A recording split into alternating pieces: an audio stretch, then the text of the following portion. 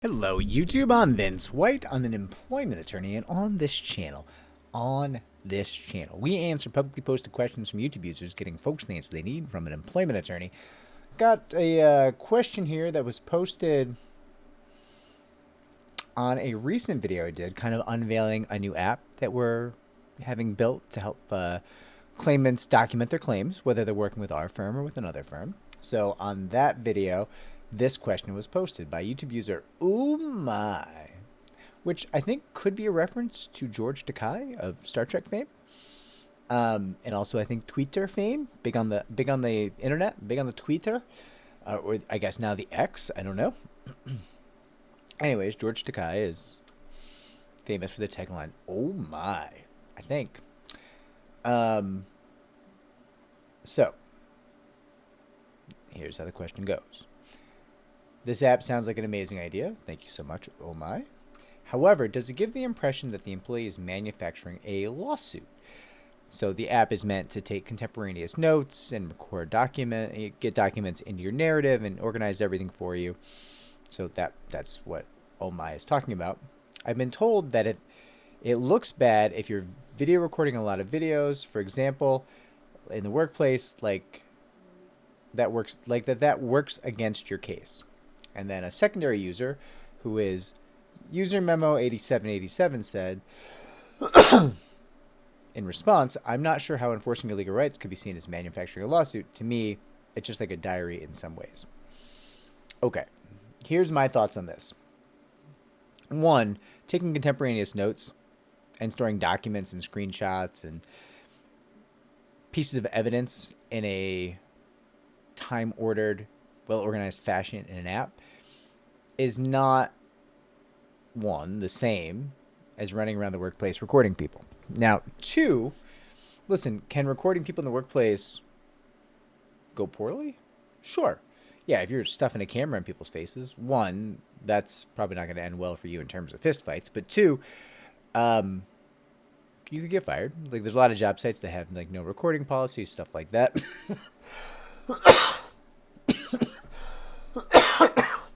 And listen, if you're recording people and you're trying to get them to say stuff, can folks try to accuse you of trying to, manufacture a case out of nothing? Yeah, maybe. Counterpoint, not too many employment attorneys I know often say, I wish we had less evidence of this claim that I'm invested in to the tune of tens of thousands of dollars, or even hundreds of thousands of dollars and hundreds of attorney hours.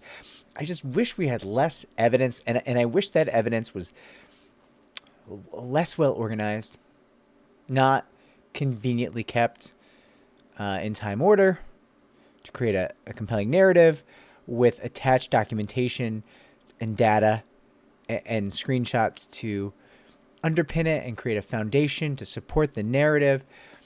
And the narrative is being recorded promptly after each event as it happens. And so you're getting present sense perceptions of what went on, better recollection. And the day I do hear an attorney say that to me, if they work for me, I'll probably say, hey, let's talk about your severance. We've loved what you've done here, but I'm a little worried about where you're going now. This mental process you're in, I don't know. Doesn't look great, right? But also, they work for somebody else. I'm just like, what's going on with you? Why would you be mad? Why would you be unhappy? Why would you be displeased to have better evidence, more organized evidence? And frankly, the same goes for the videos. If you have good videos, if those videos are helpful, valuable pieces of evidence, fantastic. Might it be complex to use it as evidence in certain situations, in certain jurisdictions? Yes. It really depends on the context in a variety of ways. But, you're not going to be sad to have a video that furthers your case and helps you prove what you're hoping to prove. By the same token, a lot of people come in videos that are not very flattering for them. The videos they think show like really good parts of their claim. You're like, wow, you come across as a jerk here, or you are very clearly trying to trick this person into saying something they don't mean, or like this happens. It's rare, but it happens. Years and years ago, no identifying characteristics. A very nice person came into my office who was terminated for jump kicking, like actually like doing a jump kick and kicking a supervisor, which was on video. And the video was, I will tell you, and I don't encourage violence. That video was epic. Like, it was like this person performed that jump kick like they were a Teenage Mutant Ninja Turtle in the classic arcade game Teenage Mutant Ninja Turtles 2. Like, it was just like up, down, foot to face, pow. You like heard the pow. Now, listen, don't go kick your supervisor. Not encouraging that. Not encouraging violence. But I remember this person brought this video in and was like, hey, they cut the tape to make it look like I kicked my supervisor. And then showed me the video, which had been presented at like a union arbitration hearing to prove that this person had assaulted their supervisor. And the video is just this potential kicking the supervisor in the face. And I was like, I'm a little hard pressed to see how they would have played with the video to make it look like you kicked your supervisor, because it appears you did. What do you mean? And this person was like, they cut the tape. I was like, oh, okay. Did the supervisor assault you first? Like, what did they cut out? They cut the tape. They cut the what happens between the space between me and the supervisor. What? Like, what? There's a space of time before this happens where stuff happens with the supervisor? Like, what do you mean? He meant that they had edited the tape to remove the space between his foot and the supervisor's face. That is how he thought cutting tape works. Not a particularly useful video, right? Right? So listen, to your point, in terms of the question, oh my. Yeah, listen, there's definitely bad videos, and making videos in the workplace can go wrong. But generally speaking, I don't think this app is at risk of going wrong. Like, recording and documenting for your case privately is very different than openly recording people. I also don't think it's really going to have this aura of like manufacturing a case. I just don't really see, like, bad things were happening to me, so I documented. Okay, you've explained what you're up to. I understand now. That is a very compelling response. Makes a lot of sense. This app was designed specifically for people like me experiencing workplace discrimination or workplace sexual harassment. So I documented the app. A bad thing would happen. I'd hit the bathroom, hit in the stall, record what happened, record who was there, screenshot some wild stuff that was sent to me, save it in the app, boom, right? That's not the same as whipping out your camera phone and being like, come on, Sandra, tell me how racist you are. It's just like, these are not the same thing, right? And again, you want more evidence. You want better evidence. You want more accurate evidence. You want evidence that was recorded and documented at the time that things happened, right? These are all valuable things.